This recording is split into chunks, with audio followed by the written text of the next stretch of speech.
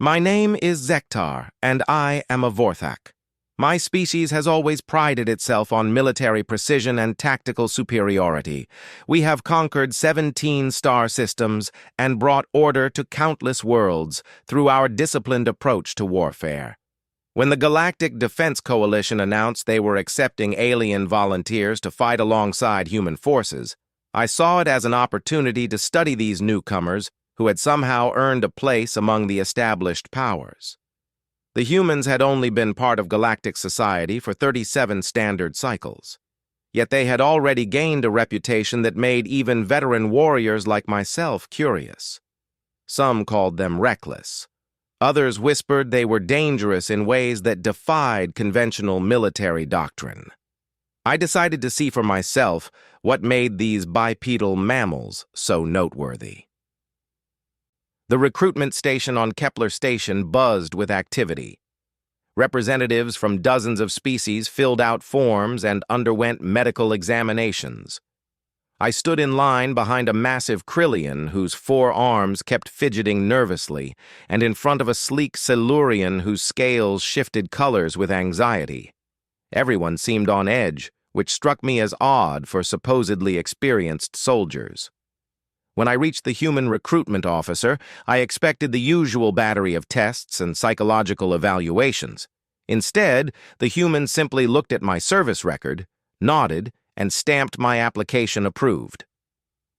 The entire process took less than 5 minutes. "That's it?" I asked, my translator converting my clicking speech into their crude but efficient language. The human, whose name tag read Sergeant Martinez, smiled with an expression I would later learn to recognize as dangerous optimism. "You've got combat experience, you passed the physical, and you're willing to fight alongside humans. That's all we need. Don't you want to test my tactical knowledge, my weapons proficiency, my psychological stability?" Sergeant Martinez leaned back in his chair, and his smile grew wider. "Friend, if you're volunteering to fight with humans, your psychological stability is already questionable. The rest we'll figure out on the job." I should have taken that as a warning. 3 days later, I found myself aboard a human transport ship called the Defiant Destiny. The name alone should have told me everything I needed to know about human military philosophy.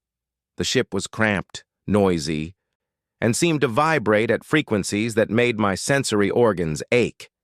Compared to the sleek, silent vessels of my own fleet, it felt like riding inside a barely controlled explosion.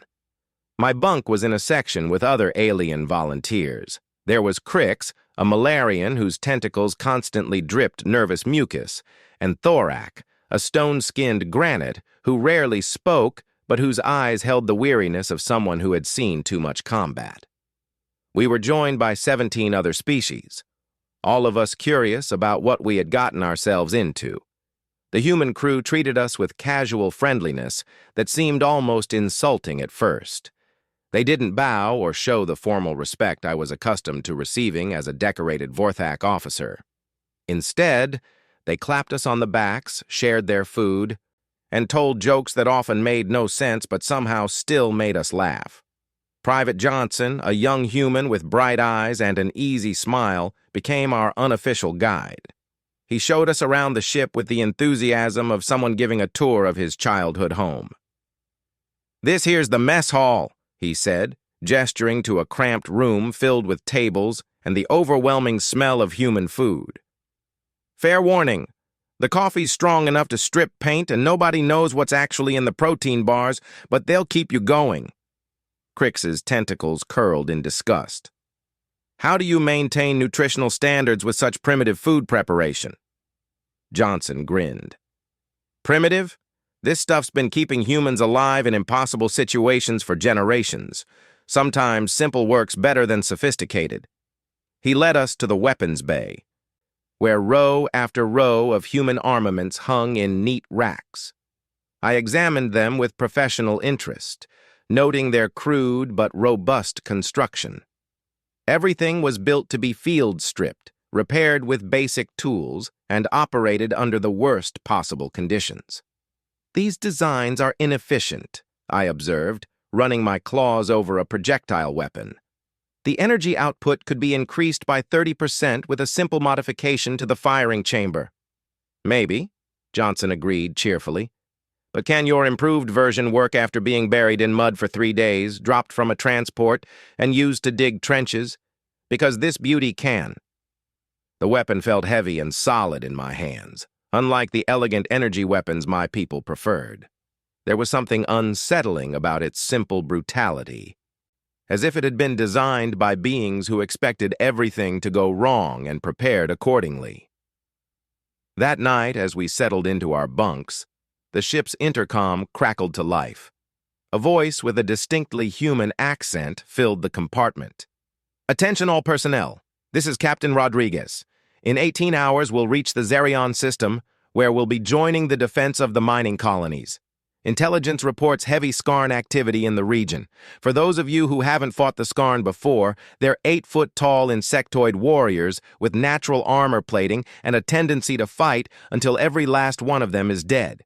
They don't take prisoners. They don't negotiate, and they consider retreating to be a form of mental illness." Nervous murmurs filled the compartment.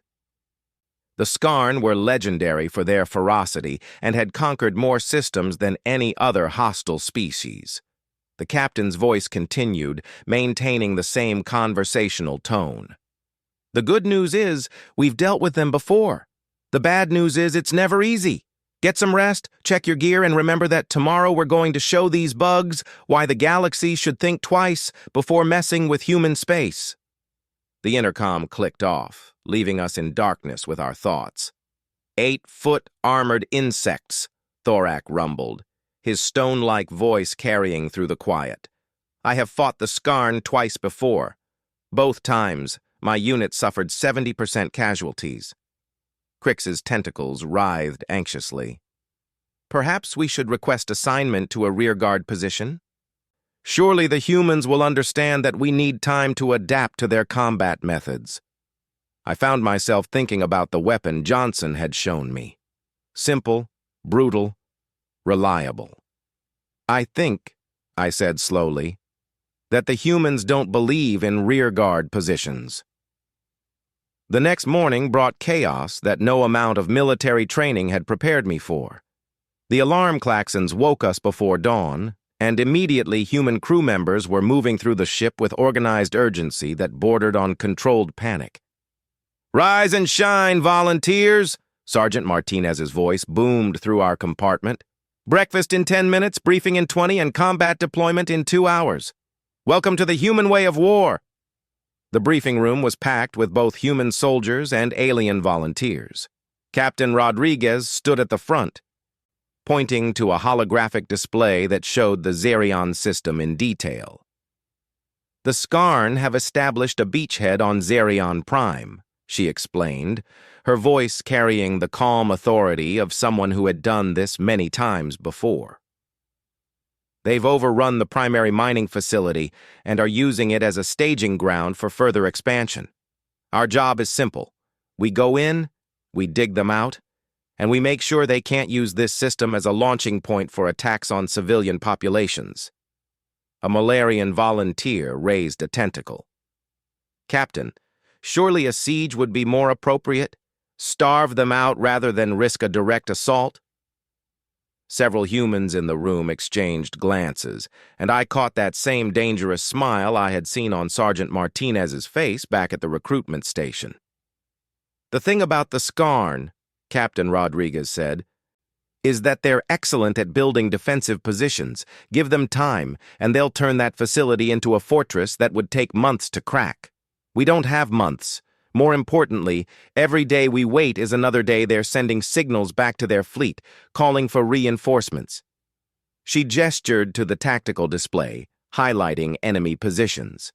"So instead of giving them time to dig in, we're going to hit them fast and hard. Speed, aggression, and overwhelming violence of action. It's not elegant, but it works." I raised my claw. "Captain, with respect, this approach seems to disregard basic tactical doctrine. The Skarn will have significant advantages in defensive positions." The captain's expression grew thoughtful. "You're absolutely right, Zektar. They will have every advantage. better positions, prepared fields of fire, probably superior numbers. By any reasonable tactical analysis, a direct assault should fail. She paused, and that unsettling smile appeared again. But here's what the Skarn don't understand about humans. We don't fight reasonable wars. The deployment was unlike anything I had experienced in my military career. Instead of the careful, methodical approach my people favored, the humans threw themselves at the enemy with what appeared to be complete disregard for their own safety. Our dropships screamed through the atmosphere under heavy fire, their hulls glowing red-hot from the heat of atmospheric entry and energy weapons. I was strapped in next to Private Johnson, who was calmly chewing something called gum while checking his weapon for the 5th time. "Nervous?" I asked, noting how my own combat instincts were screaming warnings about the insanity of our approach. Johnson grinned, and I was beginning to understand that humans grinned when they were about to do something dangerous. "Nah, this is the fun part. Wait until we hit the ground. That's when things get really interesting." The ship shuddered as Skarn anti-aircraft fire found its mark, and several alarm lights began flashing. The human pilot's voice came over the intercom, sounding almost cheerful. "Bit of turbulence, folks? Nothing to worry about. Well, nothing we can't handle by flying lower and faster." "Lower and faster into enemy fire?" Crix's tentacles were dripping copious amounts of stress mucus. "That's the spirit," Johnson laughed. "You're getting the hang of human tactics already." The landing was controlled chaos. Our ship touched down in a storm of enemy fire, and before the engines had fully powered down, the human troops were already charging out the deployment ramps. There was no careful reconnaissance, no establishing secure perimeters, no methodical advance under covering fire. Instead, the humans simply ran straight at the enemy positions, screaming what I would later learn were battle cries, and firing their weapons on full automatic. I followed, my military training warring with my survival instincts.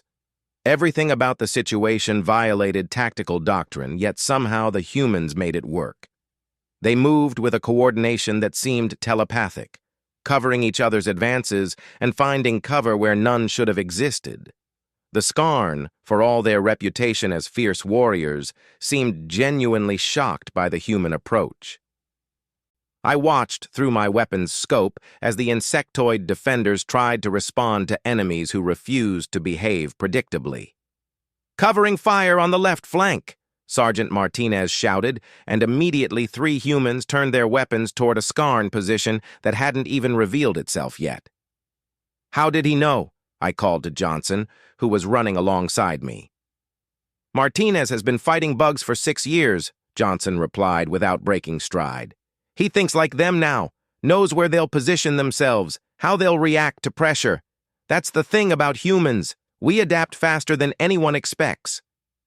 We reached the outer perimeter of the mining facility, where the Skarn had constructed impressive defensive barriers from mining equipment and structural materials.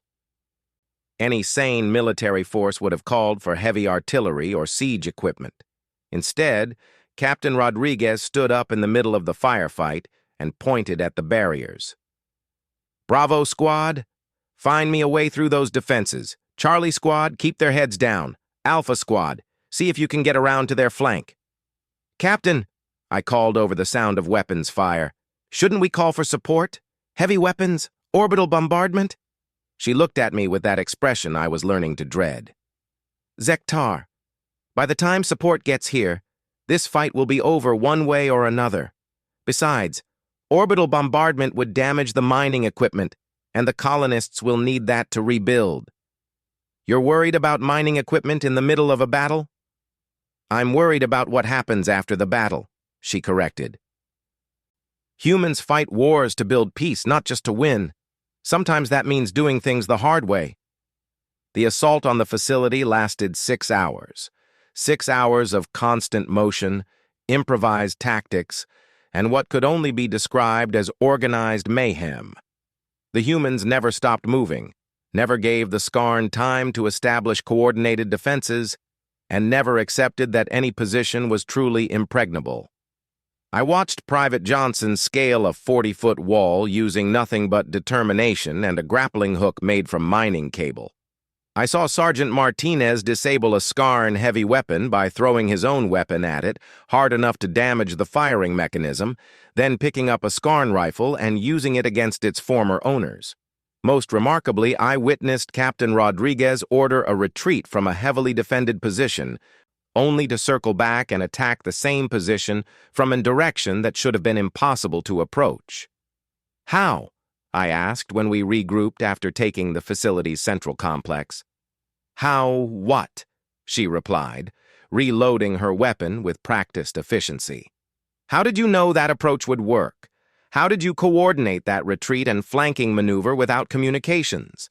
How do you make tactical decisions that violate every principle of military science, yet somehow succeed?" Captain Rodriguez was quiet for a moment, looking out at the battlefield where her troops were systematically clearing the remaining Skarn positions. "Zektar, what's the first rule of military tactics in your culture?" I recited the fundamental principle drilled into every Vorthak warrior. "Preserve your forces while degrading the enemy's capability to resist." "Right. Minimize casualties, maximize efficiency, fight smart wars." She nodded thoughtfully. "That's good doctrine when you're fighting someone who thinks the same way. But it breaks down when you're fighting someone who's willing to do things you'd never consider. Such as accepting casualties to gain speed, trading tactical elegance for strategic surprise, doing things that should be impossible because the enemy will never see them coming." She gestured toward her troops, who were helping wounded Skarn fighters, while simultaneously searching for booby traps and securing weapons. "Humans don't fight to win battles, Zektar. We fight to end wars." As we prepared to move to the next objective, I realized I was beginning to understand why the galaxy feared humanity. It wasn't their technology, which was adequate but not superior to most species. It wasn't their numbers, which were actually quite small compared to established civilizations. It was their complete willingness to do whatever was necessary, regardless of cost, regardless of doctrine, regardless of what anyone else considered possible or reasonable. They fought like beings who had something worth dying for, and somehow that made them nearly impossible to defeat. The day was far from over, and I was beginning to suspect that everything I thought I knew about warfare was about to be proven wrong. The mining facility was secure, but our mission had only just begun. As we regrouped in the main complex, Captain Rodriguez received word that the Skyarn had established a secondary position in the northern mountains, where they were coordinating reinforcements from orbit. The tactical display showed a fortress built into the mountainside, protected by natural barriers and heavy defensive weapons. "Intelligence estimates enemy strength at approximately 300 Skarn warriors," the captain announced to the assembled troops. "They've had 12 hours to prepare positions, and they chose their ground well. Multiple overlapping fields of fire, limited approach routes, and natural choke points that favor defenders." I studied the tactical display with growing unease. Even with our success at the mining facility, this looked like a textbook example of an impregnable position. The Skarn had learned from our earlier assault and adapted accordingly. Thorak, the massive granite warrior, voiced what many of us were thinking.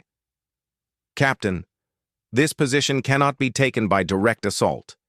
Even human tactics have limitations." Several of the alien volunteers murmured agreement. Crix's tentacles were already beginning to drip stress mucus at the thought of another charge into enemy fire. Captain Rodriguez nodded thoughtfully. "You're absolutely right. A direct assault would be suicide." She paused, and I braced myself for what was coming next. "So we're not going to assault it." "Then what's the plan?" Sergeant Martinez asked. "We're going to make them come to us." The next few hours revealed an aspect of human warfare that I had not yet witnessed, their talent for psychological manipulation. Instead of preparing for another frontal attack, the human troops began what they called aggressive reconnaissance. They split into small teams and began harassing the Skarn position from multiple directions, not attacking with any serious intent to penetrate the defenses, but conducting what appeared to be probing raids designed to keep the defenders on edge and off balance. I found myself assigned to a team led by Private Johnson, along with 2 other humans and Crix the Malarian. Our job was to approach from the eastern slope and make noise. What exactly does make noise mean in tactical terms? I asked as we moved through the rocky terrain. Johnson grinned his dangerous grin. It means we want the bugs to know we're out here, but we don't want them to know what we're actually doing. Think of it as a conversation where we're asking questions they can't answer. We spent the next 2 hours conducting the strangest military operation of my career.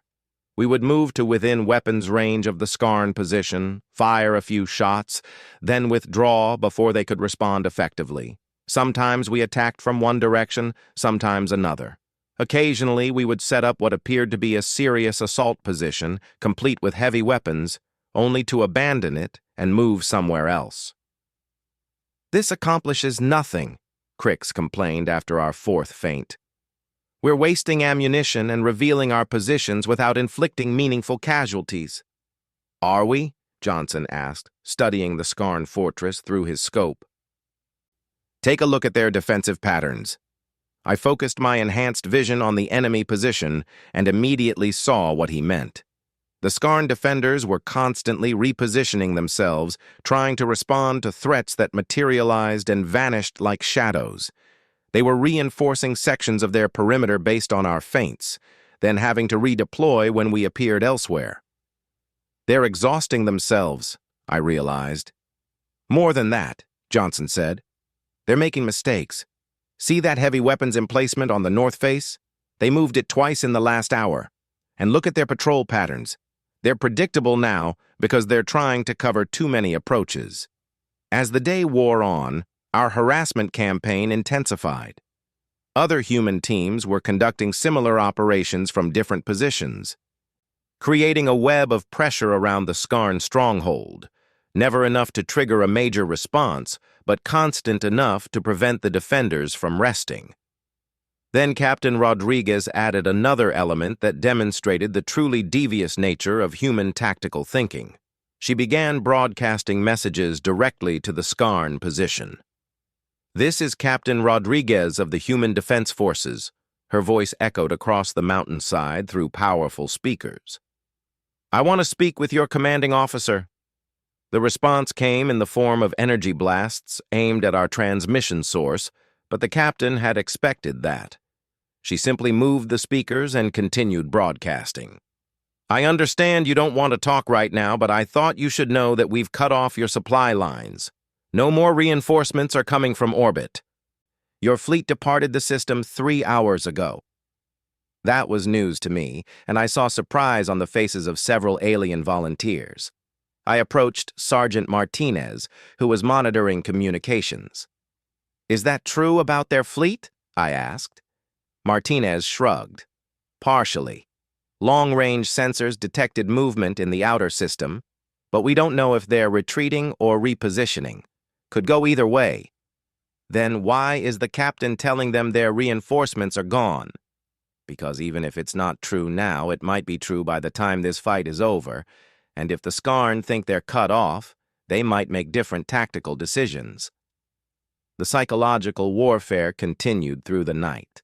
Captain Rodriguez kept broadcasting updates, some true, some speculative, all designed to make the Skarn defenders question their situation. She told them about human reinforcements that might or might not be arriving. She described orbital bombardments that were definitely not happening. She even played human music, which apparently had an unsettling effect on Skarn nervous systems. This is not warfare, Thorak grumbled as we listened to something called rock and roll echoing off the mountain walls. This is theater. All warfare is theater, Private Johnson replied philosophically. The question is whether you're writing the script or just reading lines someone else wrote. By dawn, the effect of the human psychological campaign was obvious even from our distant positions. The Skarn defenders were moving erratically, firing at shadows, and clearly operating under significant stress. Their once disciplined formations had become ragged, and their response times to our probing attacks had slowed noticeably. That's when Captain Rodriguez revealed the true purpose of the entire operation. All teams, this is command. Intelligence indicates the enemy is preparing to abandon their position. Repeat, the Skarn are showing signs of imminent withdrawal. I focused my scope on the fortress and saw that she was right. Equipment was being moved, defensive positions were being abandoned, and there was an unmistakable sense of preparation for departure. "They're going to run," Johnson said with satisfaction. "Textbook human victory. We won without having to take their position." But I was beginning to understand human tactics well enough to suspect there was more to the plan. "Where will they run to?" Johnson's grin returned. "That's the beautiful part. There's only one viable escape route from that position, and it leads right through the valley where Bravo Company has been setting up a warm welcome." The Skarn withdrawal began 2 hours after sunrise, and it quickly became apparent why Captain Rodriguez had been so confident. The defenders had indeed chosen the only practical escape route, a narrow valley that offered concealment from orbital observation, but also created perfect conditions for an ambush. The human troops had spent the previous night preparing positions that turned the valley into a killing field, not through overwhelming firepower, but through careful positioning and an understanding of how a retreating force would behave under pressure. "The thing about retreats," Sergeant Martinez explained as we watched the Skarn column enter the valley, "is that they follow predictable patterns. Everyone wants to move fast, maintain unit cohesion, and get to safety as quickly as possible. That means they'll bunch up, they'll take the obvious routes, and they'll be more focused on escape than defense." The ambush was swift and decisive. The human forces didn't try to destroy the entire Skarn force, which would have been both difficult and unnecessarily brutal. Instead, they focused on capturing key officers and destroying heavy equipment while allowing the majority of the force to escape. "Why let them go?" I asked Captain Rodriguez as we secured the prisoners and equipment. "Because defeated enemies who survive to tell the story are more valuable than dead enemies who become martyrs," she replied. "Those Skarn will report back to their command about human tactics, human capabilities, and human willingness to show mercy to defeated foes. That information will influence how the Skarn approach future conflicts." "You're thinking beyond this battle." "I'm thinking beyond this war. Every engagement we fight today shapes the conflicts we might face tomorrow. If we can convince the Skarn that fighting humans is costly, but that surrender is an option, we might avoid having to fight them at all." The campaign continued for another week, with human forces systematically clearing Skarn positions throughout the Zarion system. Each battle followed a similar pattern: psychological pressure, unconventional tactics, and an emphasis on achieving strategic objectives rather than simply destroying enemies. What struck me most was how the human approach affected their alien volunteers. By the end of the week, Crix had stopped dripping stress mucus and started anticipating enemy movements with startling accuracy. Thorak began suggesting tactical modifications that incorporated human flexibility with granite durability. Even I found myself thinking in terms of speed and aggression rather than careful preservation of force.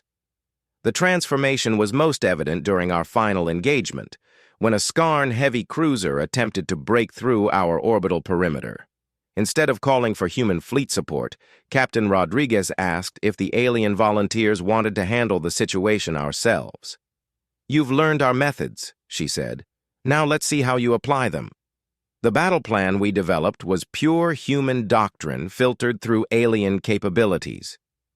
Crix used his species' ability to survive in hard vacuum to conduct external repairs on our ship's weapon systems while under fire.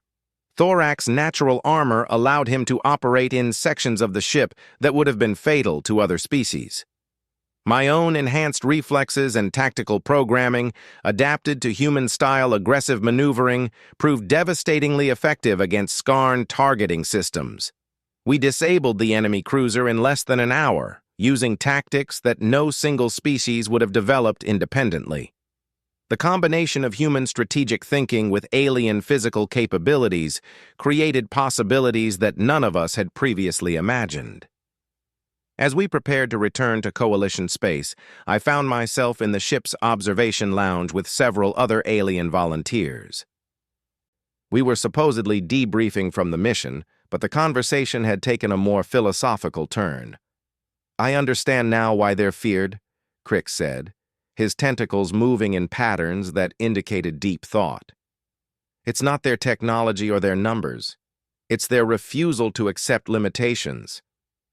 Thorak nodded slowly. "Every other species fights within the constraints of their nature. Humans fight as if their nature can be changed at will." "They adapt," I added, "not just to new situations, but to new ways of thinking about situations. They don't just learn from experience, they transform experience into something entirely different." A human voice interrupted our discussion. Private Johnson had entered the lounge carrying a steaming cup of the coffee that had become surprisingly addictive over the past weeks. "Mind if I join you?" he asked. "I couldn't help overhearing your conversation." We made space for him at our table, and he settled in with the easy comfort that was characteristically human. "You know," he said, "you're talking about us like we're some kind of cosmic anomaly. But from our perspective, you're the unusual ones." "How so?" I asked. "Most species we've met seem to think there's only one right way to do things. One optimal tactical doctrine, one efficient social structure, one logical approach to any given problem." Johnson sipped his coffee thoughtfully. "Humans figured out a long time ago that there's no such thing as one right way. There are just different ways that work under different circumstances." "But that leads to chaos," Crix protested. "Without consistent doctrine, how do you maintain unit cohesion? How do you train effectively? How do you predict outcomes?" Johnson grinned. "You don't predict outcomes. You prepare for possibilities. You train people to think, not just to follow procedures, and unit cohesion comes from shared purpose, not shared methods." He gestured toward the viewport where stars streamed past as we traveled through hyperspace. "Out there, the galaxy is full of species that have perfected one way of doing things. The Vorthak have perfect military discipline. The Malarians have perfect biological adaptation. The Granites have perfect defensive strategies." "And humans?" Thorak asked. "Humans have perfect imperfection. We're the species that's really, really good at being really, really good at whatever the situation requires, even if we've never encountered that situation before." The implications of what Johnson was saying began to sink in. Humans weren't feared because they were superior warriors or advanced technologists. They were feared because they represented something fundamentally unpredictable in a galaxy that had grown comfortable with predictability. "Every species we've met has optimized itself for specific types of challenges," Johnson continued. "That makes them incredibly effective within their specialty, but vulnerable when circumstances change. Humans optimized for change itself." "Is that why you accept alien volunteers?" I asked. "To learn from our specializations?" "Partly, but mostly because diversity makes us stronger. Every new perspective, every different approach to problem solving, every alien way of thinking about the universe adds to our capabilities." Johnson finished his coffee and stood to leave. "The real secret of human military success isn't any particular tactic or technology. It's our ability to become more than we were by learning from everyone we meet." As Johnson left the lounge, the alien volunteers sat in contemplative silence. The conversation had revealed something profound about human nature that went far beyond their approach to warfare. "They don't just fight differently," Crix observed. "They exist differently. They've made adaptability into an art form." "More than that," I said, pieces of understanding finally falling into place. "They've made it into a philosophy. Humans don't just adapt to the galaxy, they adapt the galaxy to themselves by incorporating everything they encounter into their ever-expanding definition of what it means to be human." The journey back to Coalition space took 3 more days, during which I found myself observing human behavior with new understanding. They didn't just work alongside alien volunteers, they absorbed alien perspectives, modified their own approaches based on what they learned, and somehow became more human by becoming less specifically human. I watched human engineers adopt granite construction techniques that made their structures more durable. I saw human medics incorporate Malarian biological knowledge that improved their treatment protocols. I observed human tacticians integrating Vorthak precision with their own flexible doctrine to create hybrid approaches that surpassed either original method. By the time we reached port, I realized that my initial mission to study human military capabilities had revealed something far more significant. I had witnessed the emergence of something entirely new in galactic civilization, a species that had weaponized evolution itself, turning adaptation into a strategic advantage that grew stronger with every encounter. The other species feared humans not because of what they were, but because of what they were becoming. And what they were becoming included the best of everything they encountered, refined and enhanced through the uniquely human talent for synthesis and innovation. The true test of human military philosophy came 6 months later when the hegemony declared war on the coalition. The hegemony was everything the Skarn were not. Disciplined, technologically advanced, and led by the Krovar, a species that had conquered half the galaxy through superior strategy and overwhelming technological advantages. I had returned to Vorthak space after the Xerian campaign, but the experience with human forces had changed me in ways I was still discovering. My official report had been filed, my superiors had been briefed, and I had been promoted for my service. Yet I found myself restless, unable to settle back into the precise, predictable patterns of Vorthak military life. When the war began, I volunteered immediately to serve as a liaison officer with human forces. My superiors were puzzled but approved the assignment, believing that my experience would help coordinate joint operations between Vorthak and human units. They had no idea how wrong they were about which direction the coordination would flow. The hegemony's opening moves were textbook perfect. They struck simultaneously at 17 coalition worlds, using overwhelming force concentrated at strategic points.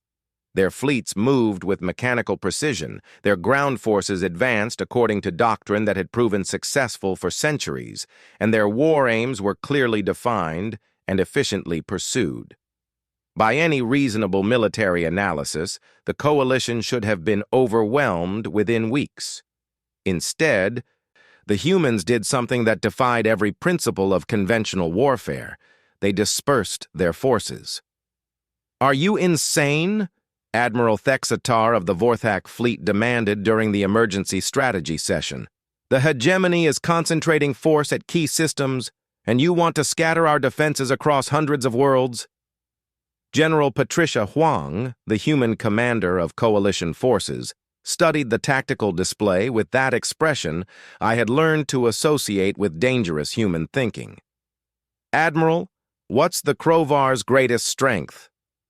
"Superior technology, overwhelming firepower, and strategic coordination that allows them to mass force at decisive points," Admiral Thextar replied immediately. "Right. And what happens when you try to fight an enemy on their terms? Using their strengths against your weaknesses?" "You lose," I interjected, beginning to see where the human logic was leading. "Exactly. so we're not going to fight them on their terms. General Huang highlighted dozens of systems on the display, most of which appeared to have no strategic value whatsoever. We're going to make them fight on ours. The plan that emerged from that meeting violated every principle of military strategy I had ever learned. Instead of concentrating coalition forces to meet hegemony offensives, the humans proposed spreading them across the galaxy in small, highly mobile units. Instead of defending key systems, they would make every system a potential battleground. Instead of seeking decisive engagements, they would wage a campaign of attrition that played to human strengths while negating Krovar advantages. "This is madness," Admiral Thexatar protested. "You're abandoning strategic depth, sacrificing concentration of force, and giving up any chance of achieving decisive victories." "We're not trying to win battles," General Huang replied calmly. "We're trying to win the war." The difference became clear over the following months as the campaign unfolded in ways that no military academy had ever taught. The hegemony continued to win every major engagement, capturing key systems with mechanical efficiency. Their fleets swept coalition forces from important sectors, their ground troops secured strategic objectives, and their commanders reported steady progress toward total victory. Yet somehow the coalition grew stronger. The secret was something the humans called distributed resilience.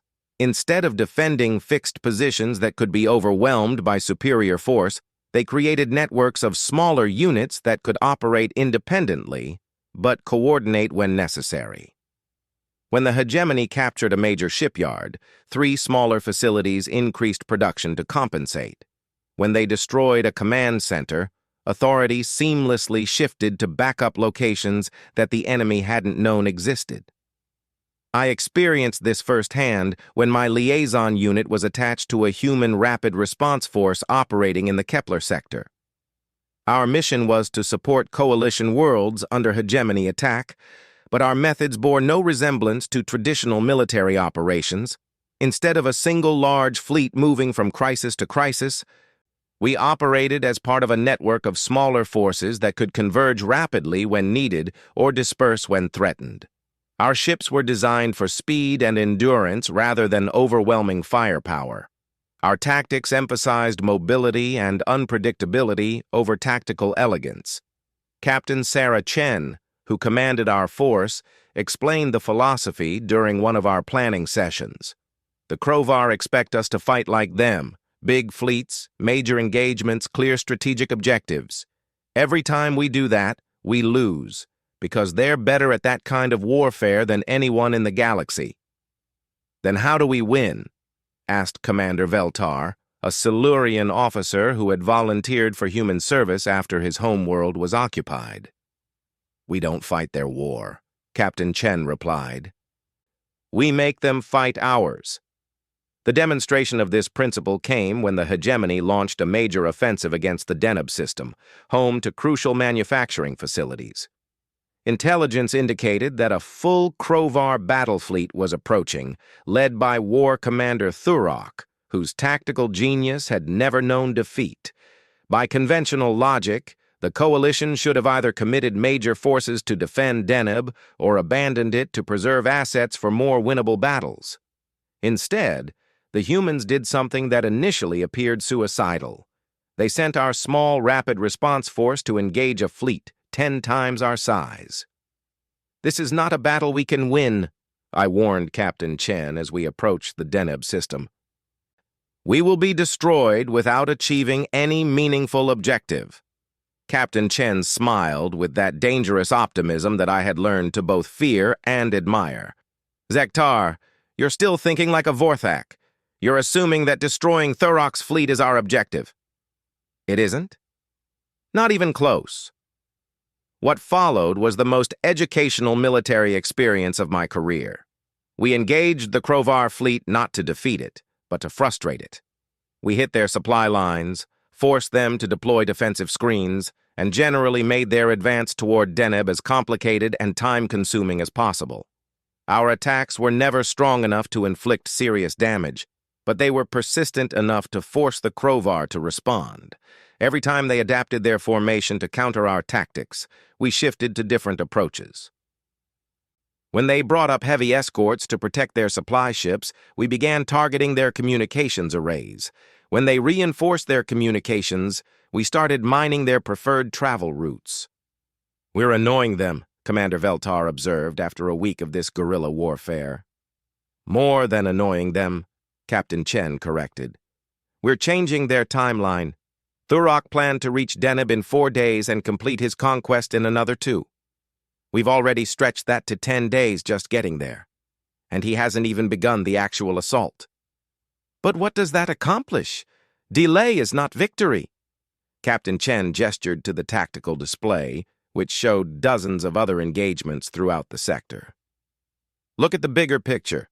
While Thurok's elite fleet has been tied up dealing with us, 18 other Krovar forces have been engaged by similar coalition units.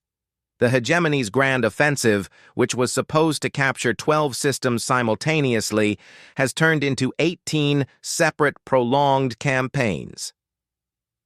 The true genius of the human strategy became apparent over the following weeks. The Krovar, accustomed to swift, decisive victories, found themselves bogged down in dozens of protracted engagements that consumed resources without yielding strategic advantages. Their superior technology was negated by enemies who refused to stand and fight conventionally. Their tactical coordination was disrupted by opponents who operated according to no recognizable doctrine. Most importantly, their timeline for victory kept slipping as each simple objective turned into a complex, time-consuming campaign. War Commander Thurok eventually reached Deneb, and his forces did capture the system after another week of fighting.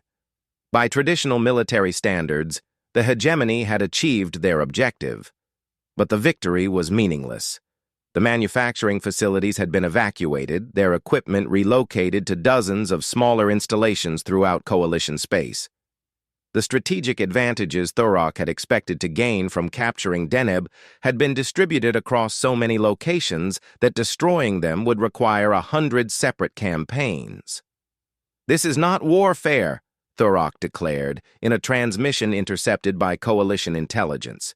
"This is chaos masquerading as strategy." He was right, but he missed the point.